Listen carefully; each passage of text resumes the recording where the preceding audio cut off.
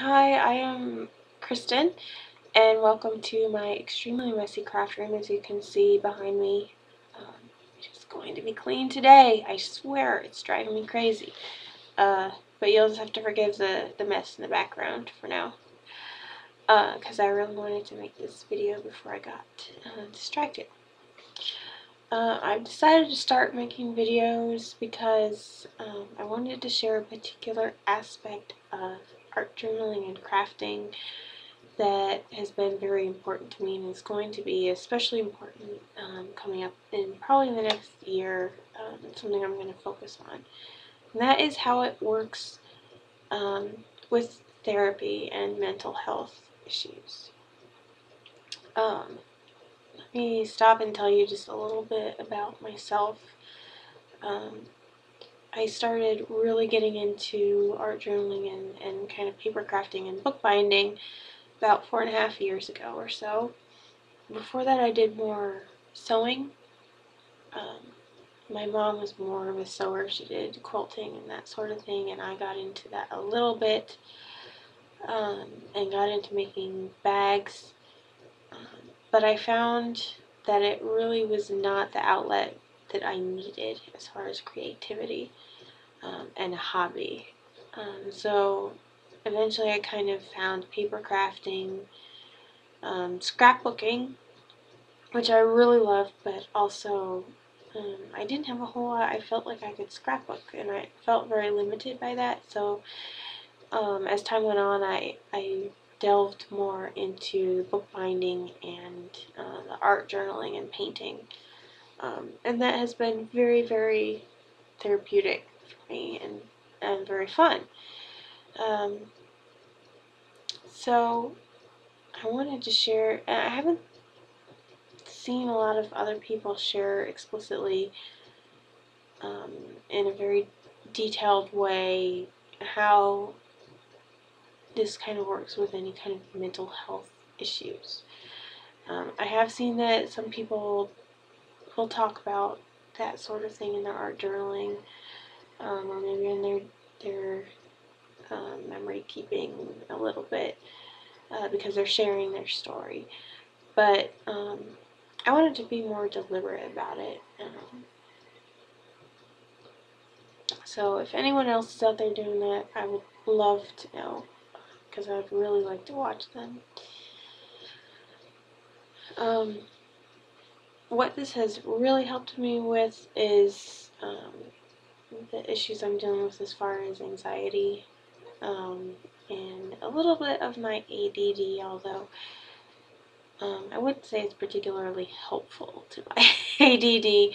I've probably brought a lot more bad habits to my art journaling than I have learned good habits. But that's part of the journey, so I will be sharing that. And this is a good time for a few reasons. It's January, it's a new year. I sort of feel like this is a good time to start on another stage of my process. I have a new therapist that I feel really great about.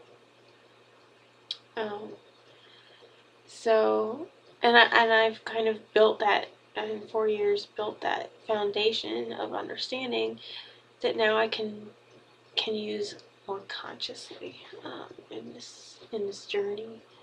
And I really want to share that. I hope that there are other people out there who find this helpful, that want to share this with me. And if you do, please leave a comment. Please contact me through my YouTube channel because I would absolutely love to hear from you. I know that if you have some of the same issues I have, especially anxiety or depression, you might not feel like you can reach out to people. You might feel like, why is somebody going to want to hear from me?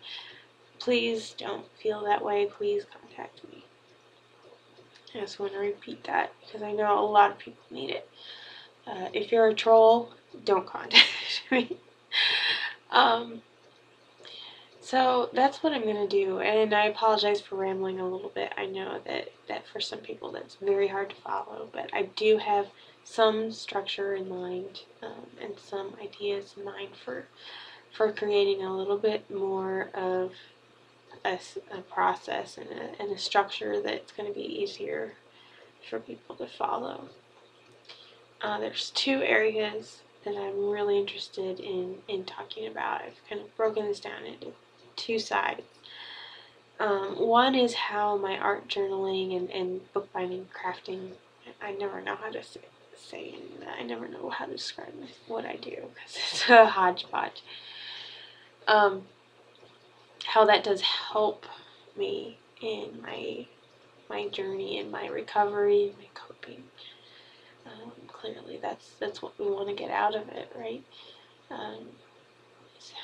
And then the other side of it has been more interesting to me because I found that how I feel about my art, how I feel about sitting down to craft, how I deal with starting a project, finishing a project, has really become a sign about how I am doing at that time.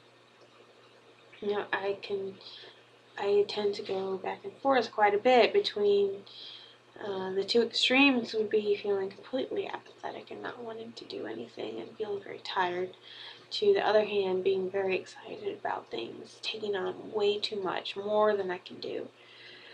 And then in between is probably a better place to be, where I can continuously do things and feel good about them and not take on more than I can handle. Let's see. So those are two basic areas that I am going to focus on, and then I'll break those down obviously a little bit more to give you an idea of what these videos will involve. I will also be doing some actual arts and crafts and doing some exercises that I hope other people can also use.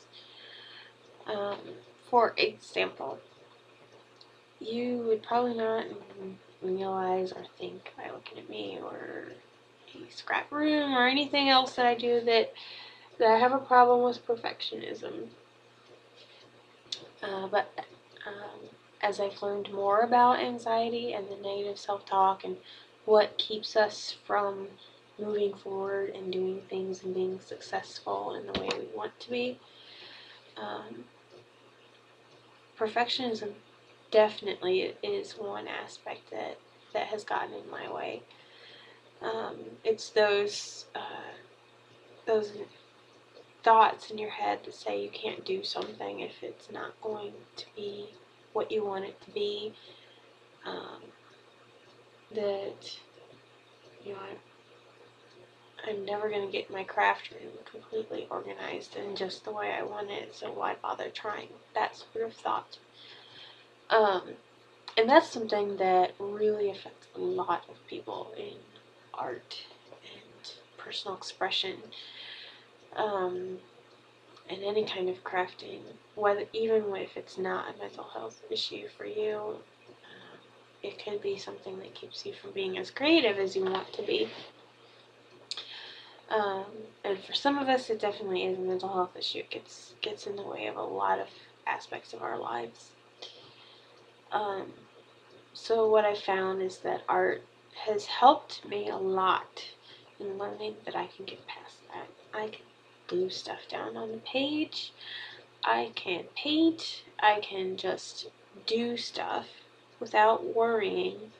Well, there's probably a little bit of worry, but without letting the worry that it's not going to turn out great stop me from doing it. And one thing that I want to do going forward is to learn that because in one area of my life I have been able to get past that, that means, you know, I can do it.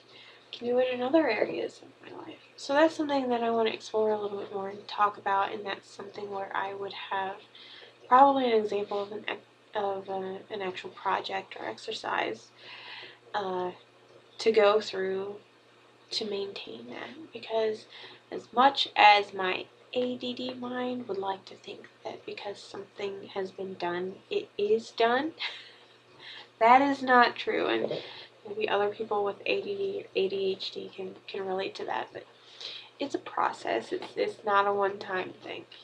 So this year I really want to focus on maintaining anything that I have learned as well as moving forward. And maybe that will help some other people see some things that they can do on a regular basis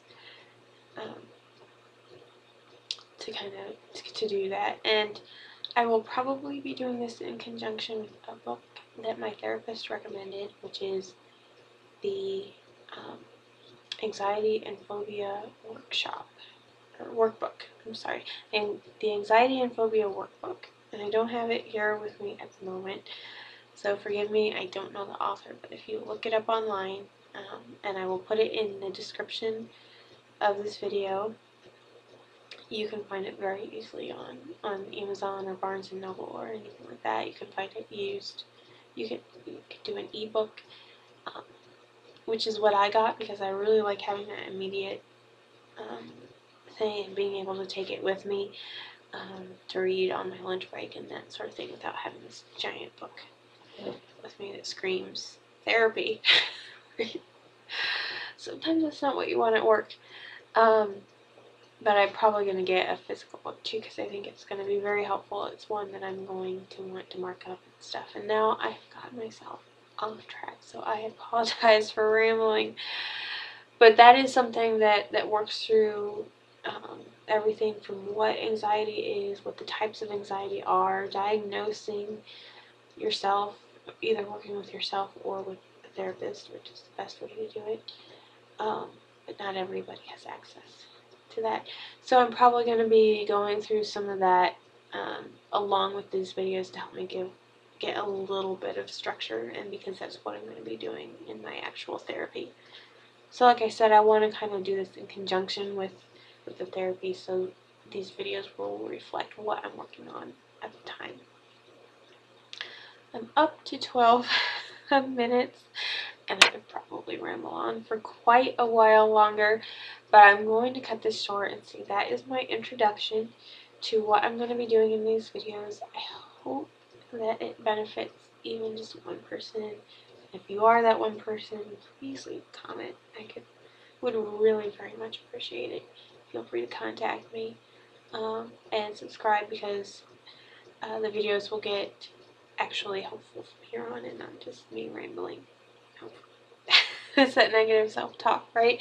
So that's who I am, what I'm going to be doing, and if you enjoy this, thank you very much for watching.